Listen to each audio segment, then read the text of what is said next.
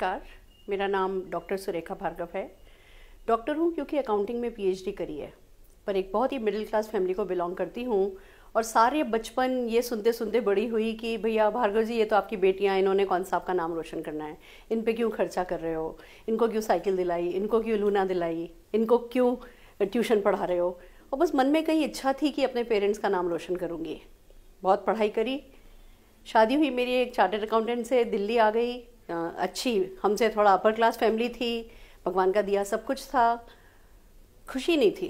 क्यों? क्योंकि ब्रेकफास्ट में क्या बनेगा, फिर लंच में क्या बनेगा, लंच में सोचते थे डिनर में क्या बनेगा, और डिनर में फिर सोचा करते थे कि ब्रेकफास्ट में क्या बनेगा। नो डाउट वो पीरियड हमने बहुत एंजॉय किया, बट इच्छा थी अपनी पहचान बनाने की, अपना नाम कमाने की, अपने पेरेंट्स को गर्व महसूस कराने की, अपने ससुराल में ये साबित करने की कि मैं ही अरुण के लिए बेस्ट, मैं ही अरुण जी के लिए बेस्ट मैच थी। बहुत सारी दबी हुई इच्छा थी जो बस दबी ही रह जाती अगर मोदी केयर अपॉर्चुनिटी सामने नहीं आती। मोदी केयर का प्लेटफॉर्म आया, एक लेडी आई थी और उसने इस अपॉर्चुनिटी के बारे में हमें बताया, कुछ एक फ़ोटोग्राफ्स दिखाई। एक मोटर मैकेनिक था जो कहीं किसी गैरेज में नौकरी करता था, उस फोटोग्राफ में वो अपने खुद के प्लेन के साथ खड़ा था। एक टीचर थी जिसके दोनों पैर कटे हुए थे, व्हील चेयर पर बैठी थी, हैंडीकैप थी, पर अपने करोड़ों के बंगले के सामने व्हील चेयर पर बैठी थी। एक हस्बैंड वाइफ की फ़ोटोग्राफ थी जिन्होंने 4 साल इस बिज़नेस को किया था। हस्बैंड की रोड एक्सीडेंट में डेथ हो गई थी, वाइफ पागल हो गई थी, पागल खाने चली गई थी, पर 30 साल बाद जब ये कहानी लिखी गई थी तो उनके दोनों बच्चे अमेरिका के 100 सबसे रईस लोगों में से एक थे। दोस्तों, वही एक ऐसा क्षण था जिसमें कुछ क्लिक हुआ, कुछ किसी चीज़ ने मुझे हुक किया और बस दिल में आया कि अगर एक मोटर मैकेनिक प्लेन खरीद सकता है तो मैं क्यों हस्बैंड को हर साल बर्थडे पे पैंट शर्ट गिफ्ट करती हूँ। मैं भी कुछ कार, कुछ लैपटॉप, कुछ अच्छी अच्छी चीज़ें गिफ्ट कर सकती हूँ।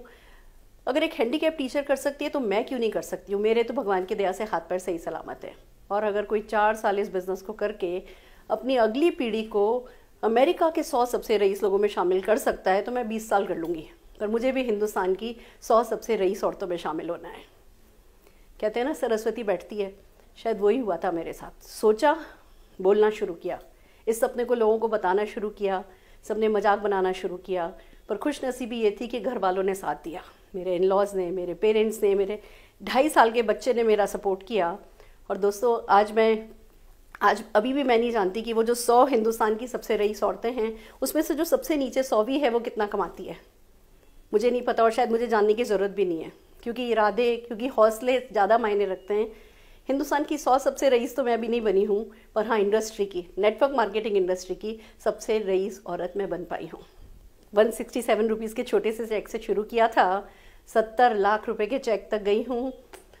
एक मारुति 800, वो जिसमें हाथ से खिड़की ऊपर चढ़ाई जाती थी, उस कार से शुरू किया था तो मर्सिडीज़ GL तक जा पाई हूँ। सपने बड़े होते गए, सपने पूरे होते गए, हौसले बड़े होते गए, अच्छे से अच्छे लोग इस रास्ते में मिलते चले गए।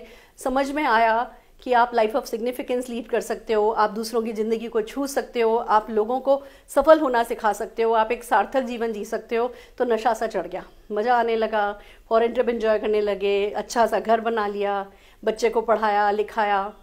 एक आइडियल लाइफ होती है ना, जो कोई जीना चाहता है, वो लाइफ हम जीने लगे। अच्छी लाइफ थी। ऐसे में दोस्तों, एक ऐसा हादसा ज़िंदगी में हुआ जिसने सब कुछ बदल के रख दिया।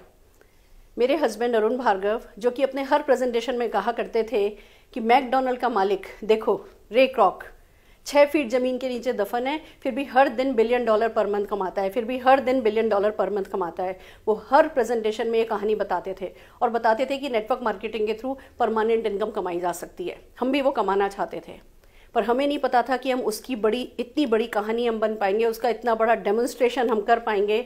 दोस्तों, 11 साल पहले मेरे हस्बैंड को, अरुण भार्गव जी को, ब्रेन हेमरेज हुआ। 11 साल वो बेड पर रहे, वो पैरालाइज रहे, डिसेबल रहे, पर खुश रहे, राजा जैसे लेटे थे, क्योंकि मोदी केयर करके लेटे थे। परमानेंट इनकम आती गई। बीच में 6 साल जब मैं उनकी सेवा कर रही थी, उस समय भी हमारी लगभग 5 लाख रुपए महीने की इनकम थी। वो हर महीने बिना कुछ किए घर आ जाती थी। तब पता चला कि परमानेंट इनकम क्या होती है, पैसिव इनकम क्या होती है। मेरे हस्बैंड हमेशा कहते थे, समझ आए तो कर लो, नहीं समझ आए तो भी कर लो, पसंद आए तो कर लो, नहीं पसंद आए तो भी कर लो। उन्होंने किया। एक चार्टर्ड अकाउंटेंट होते हुए, अपनी ईगो बड़ी सी होते हुए, इस बिना किसी इन्वेस्टमेंट को, बिजनेस को करना बिना किसी इन्वेस्टमेंट को बिजनेस को करना, समझना भी उनके लिए आसान नहीं था, पर उन्होंने समझा, उन्होंने किया। दोस्तों, अभी कुछ दिन पहले वो इस दुनिया में नहीं रहे। वो हम सबको छोड़ करके चले गए, पर राजा जैसे जिए और राजा जैसे शान से गए। दोस्तों, मेरे हस्बैंड हमेशा कहते थे, ये बिज़नेस समझ आए तो कर लो, नहीं समझ आए तो कर लो, पसंद आए तो कर लो, ना पसंद आए तो भी कर लो, क्योंकि तुम्हें नहीं पता इस बिज़नेस की तुम्हें